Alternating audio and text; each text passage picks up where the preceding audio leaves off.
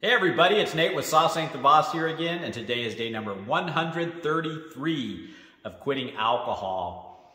You know, I was thinking today how weak I was psychologically when I entered into this process 133 days ago to quit drinking alcohol. I knew I had to get away from the alcohol because it had gotten to a point in my life where the alcohol was no longer adding any value to my life. In fact, it was causing nothing but problems and taking away things like my health, my relationships with my family, and just, you know, that was kind of my rock bottom, is realizing that this is just no good for me anymore whatsoever.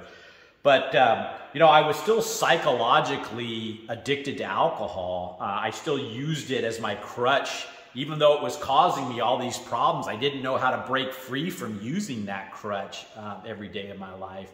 And so that's the biggest challenge with this whole journey, is getting your mind on your side and learning how to break free from that psychological BS that you're dealing with when you quit drinking alcohol. You know, the quit drinking alcohol part, like I've mentioned, is so easy. It's like saying I'm not going to drink cabbage juice anymore, because honestly, cabbage juice probably tastes just as bad as alcohol. We just condition ourselves to like it.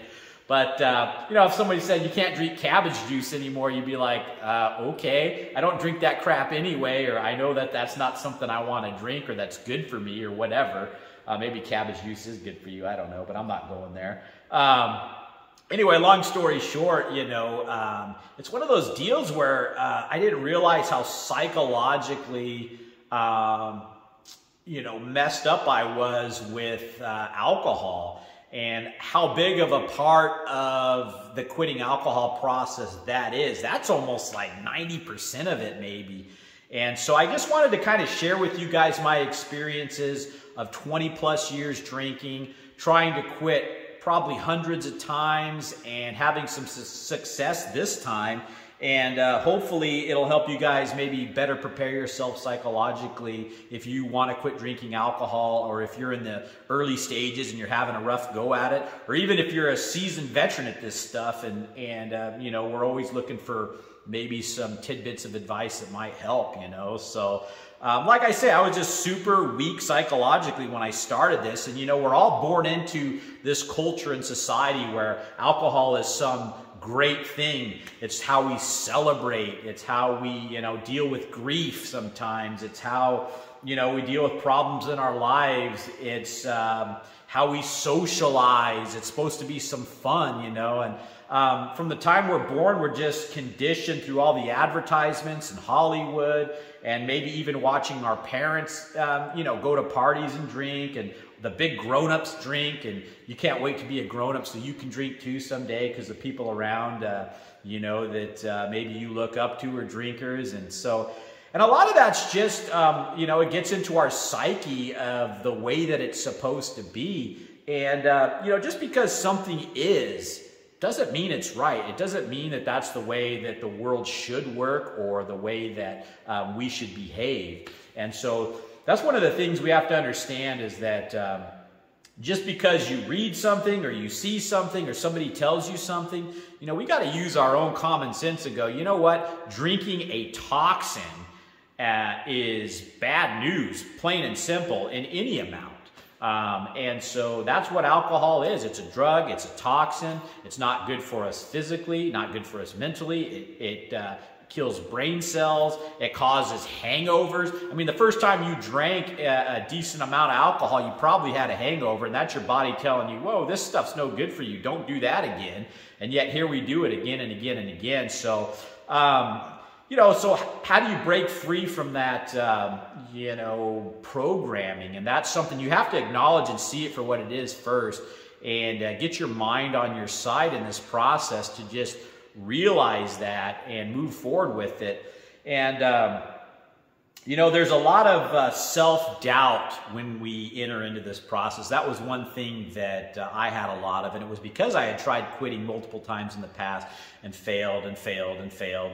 And, you know, so you start to develop this, well, I'm not going to be able to do it. I've proven to myself time and time again. And that's one thing that's BS, this self-doubt that you can't do it just because you failed.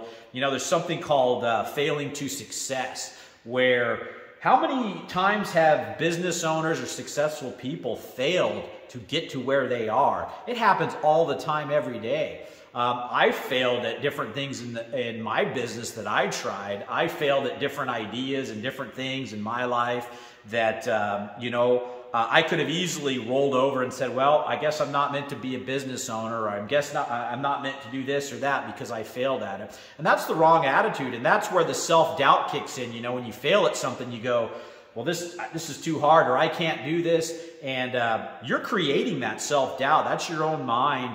There's nothing wrong with failing. And even if you go into this journey today, or you fail next week at it, it doesn't mean you're a failure. It doesn't mean that you're never going to finally succeed at this. And that's where, I really want to, give you guys that encouragement because, like I said, in my 100 plus attempts to quit and failing, you start to kind of lose the thought that maybe you'll be able to do it. It started kind of getting that way for me, and then I kept snapping myself out of it and going, I'm never going to lose hope, and I'm never going to quit trying to quit. And that's what I keep telling you guys, because one day it's going to stick, So don't lose the hope and don't have that self-doubt, and fail to success. Fail if you have to, and but don't ever get discouraged because, that you could be one failed attempt from the time that you're going to succeed. And if you give up, you'll never know how close you actually were. So fail to success, that's a big one. And, don't fall into the self-doubt category where you don't think that you can do something because you failed at it in the past. Another thing I wanted to mention about this whole psychological thing, it's called the fresh start effect. And what that is a lot of us tell ourselves, and this is a big one I think people are going through right now because of the time of year it is, I'm going to quit drinking on New Year's Day because that's my New Year's resolution. I did that so many times, and there really is never a perfect time to quit drinking. I have mentioned there's better times than others, and maybe for you, if you're around a bunch of drinkers for the holiday season, maybe that is a good time, but I would always make excuses as to when was going to be a better time, and then that time would roll around and I wouldn't want to quit then. So then I would just say, well, this time and that time.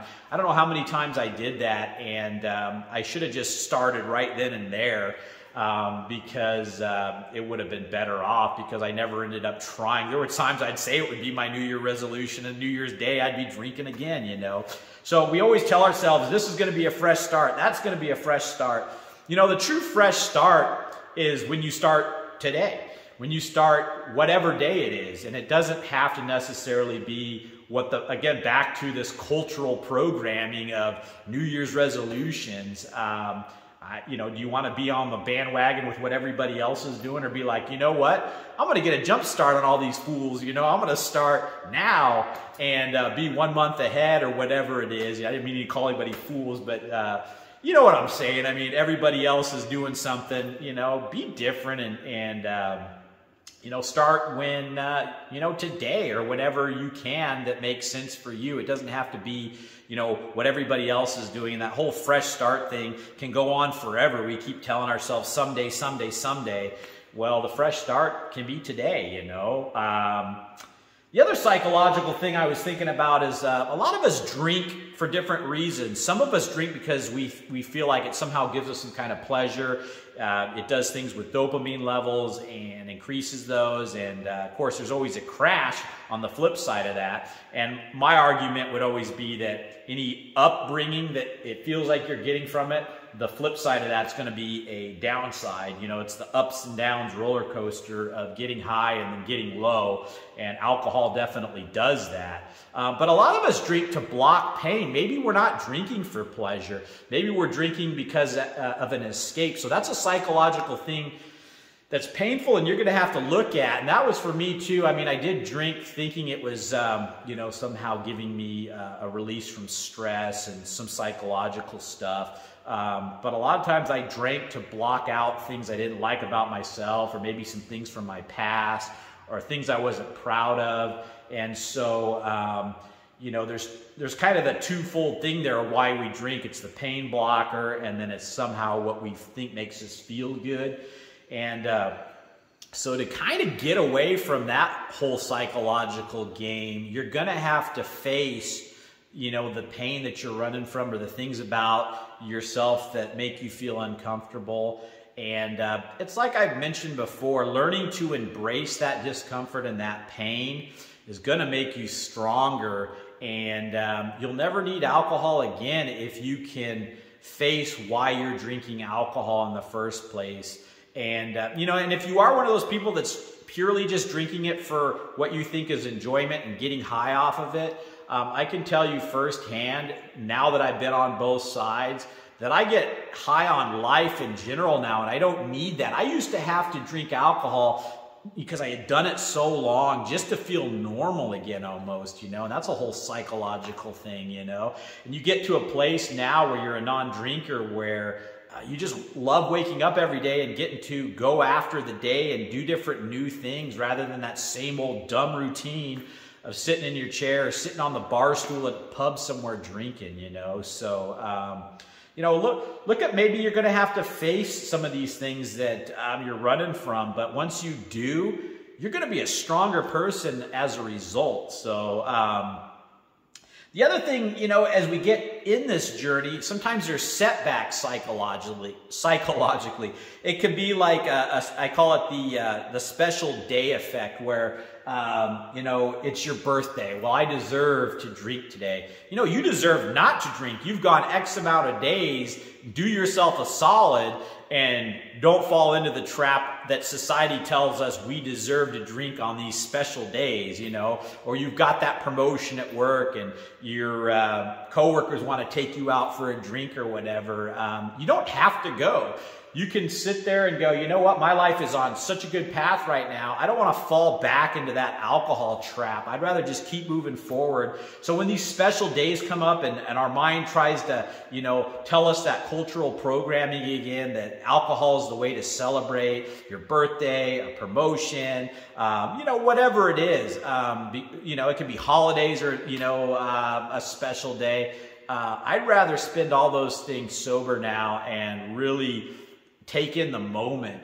And there's been so many times where it was a special day and I ruined it because I don't even have memories sometimes of some of this stuff because I was too intoxicated to really form those solid memories, you know, that were important. And moving forward, I don't have to worry about that anymore. So don't fall prey once you're in on this journey to that special day effect, or if there's a special day coming up, well, I'm just going to put off drinking till that special day comes and goes. Like I say, there's no time like the present to start this. And the other thing is the self-reward effect.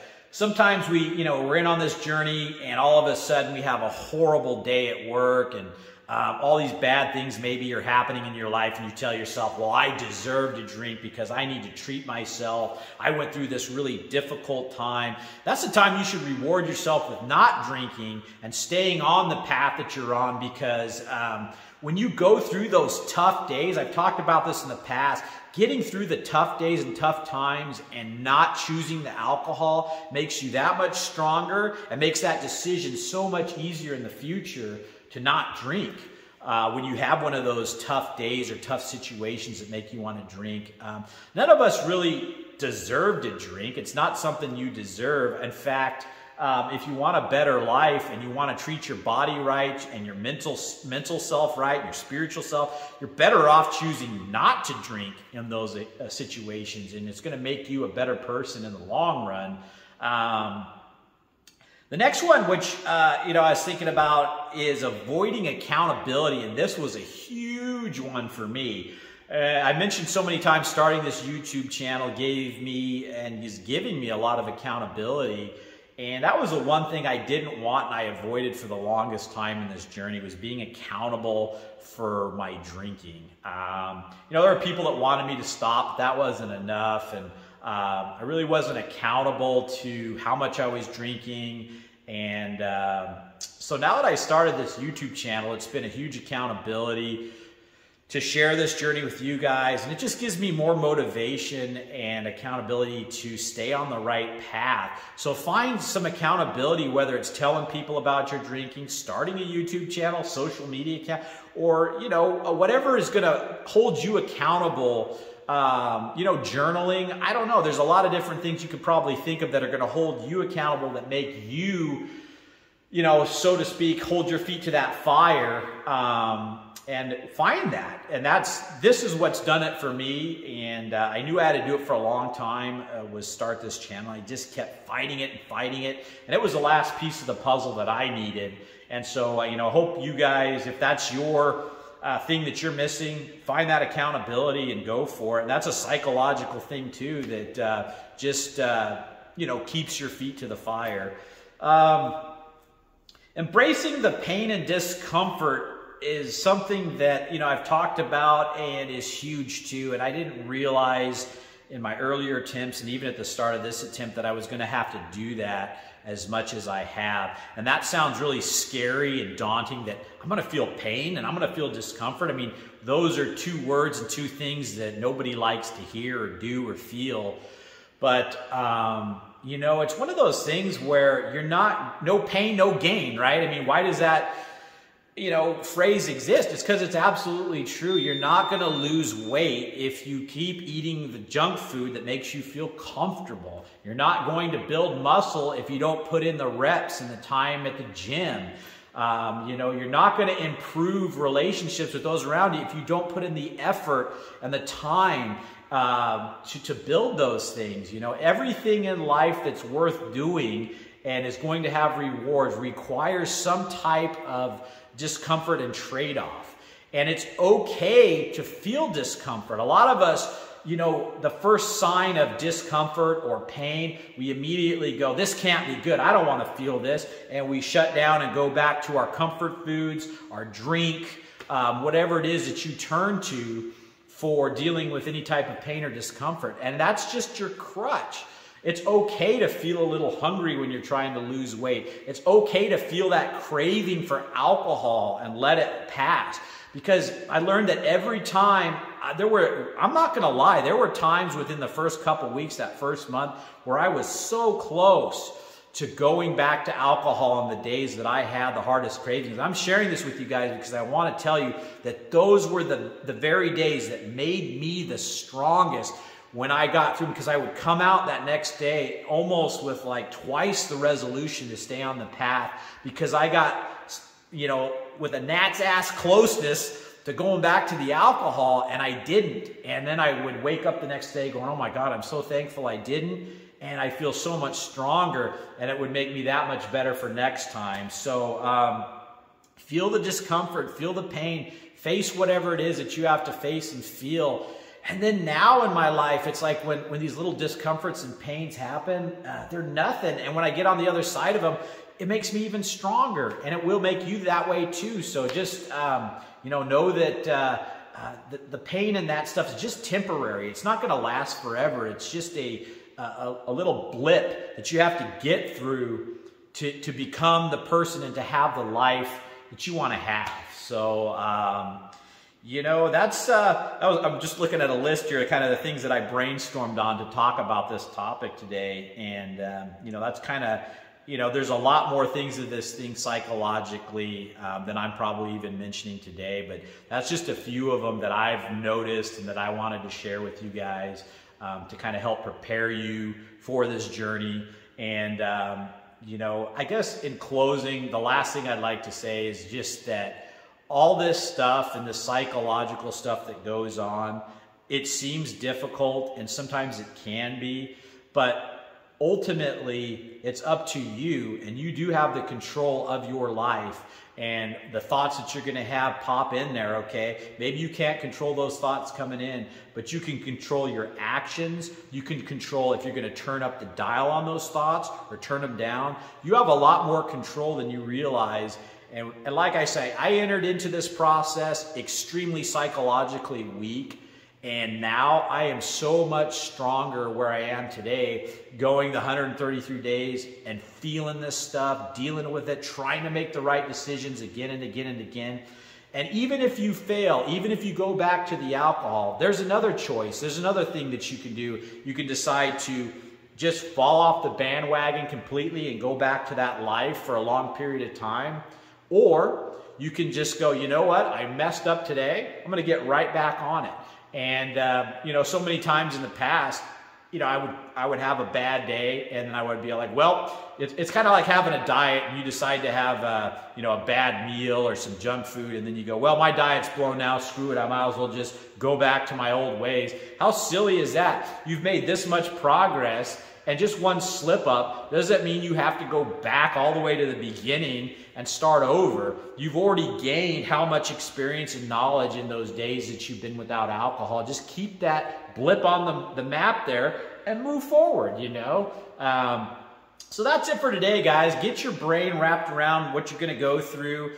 Realize that you can do it. You can control a lot of this stuff by how you react to these things that happen, and get your mind on your side and learn to make good decisions, you know. So with that said, guys, if you're getting anything out of these videos, please give them a like, subscribe to the channel if you can, and most importantly, remember, sauce ain't the boss. You are. You guys have a great day.